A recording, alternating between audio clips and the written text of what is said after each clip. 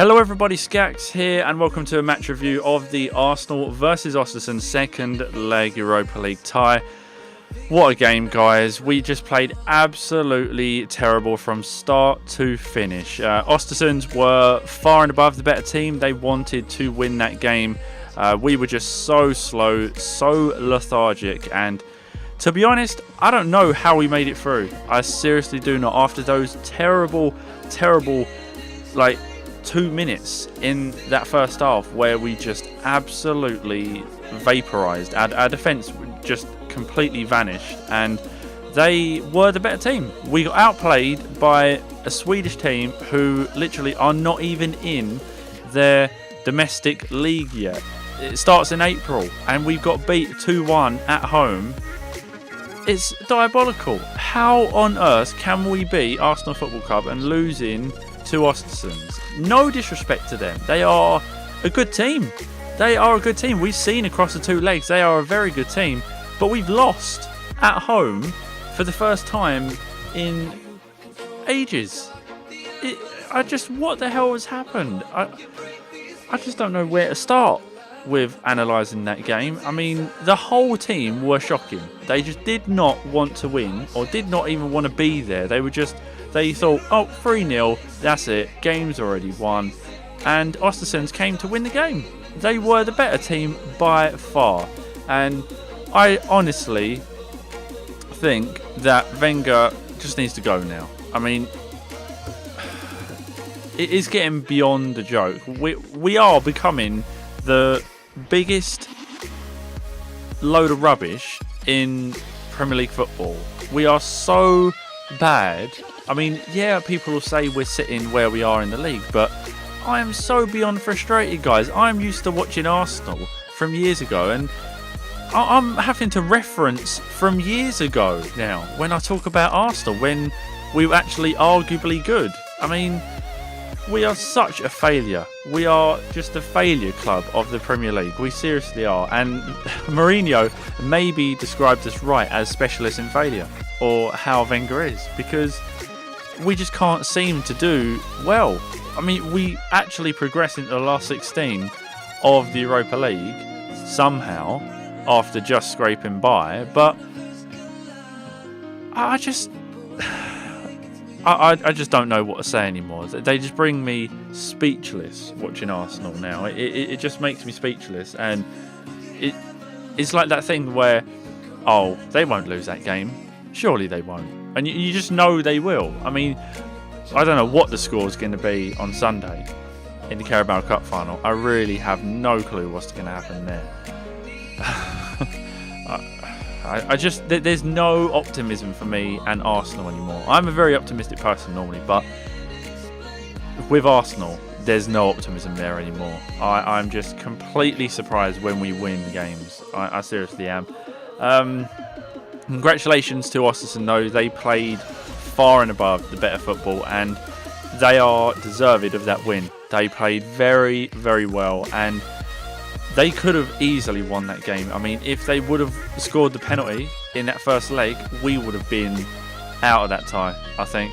And what was I saying earlier in my preview? I said I thought Arsenal would win. I thought Arsenal would win the game 3-1, and we've lost the game 2-1 at home to Ostersunds. I don't know where to start, and I don't think I can legibly talk about that Arsenal performance. It was so bad. I mean, let's go through the match ratings now. I mean, Ospina didn't really have much to do. When he did, the ball was in the back of the net, so he didn't even contribute too much to the game. Bit wobbly throughout the entire game, so I give him a 5. Bellerin had some very wobbly moments, didn't really go upfield at all. He was penned back by Samer almost the entire game. 4 for him. Chambers, well, I don't even know if that first shot was going in without his touch, and he just proving that he should not be an Arsenal player, Chambers, so 4 for him as well. Holding didn't really do much either, although with Chambers, though, he did make that one run towards the end of the game, but that doesn't make up for everything that he did bad. Holding, yeah, didn't really do much at all as well. 4.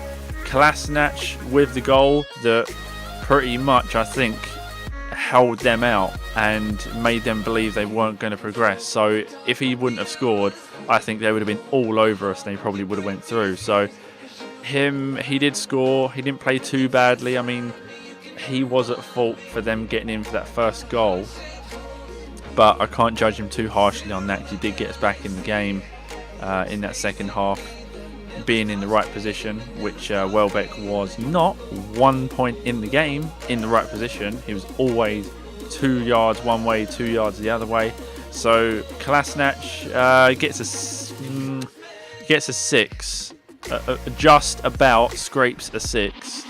El Neni, pretty much the same as last week, just running around like headless chicken, not really doing much at all in the game. 5 for him. Maitland-Niles, I feel bad for the kid because he got subbed at half time, but we did need a bit more assured midfield presence, because El Neni was just completely not helping out Maitland-Niles at all, and he got booked for having to bring down that player because El Neni was nowhere to be seen. So I feel bad for Maitland-Niles because it wasn't his fault. 4 for him, but it wasn't really his fault for getting that rating. Xhaka comes on, provides a little bit more stability, admittedly, in the second half. He come on at half time to replace Maitland-Niles, so I give him... Xhaka did come on and not do half bad, so I give him a 5. Mkhitaryan tried a lot. I mean, he was probably... him and Iwobi tried the most out of all the players. Mkhitaryan probably the better out of the two, so I give him a 6 for his effort, because he was trying to at least do something positive in the game. Wiltshire, I don't know with Wiltshire.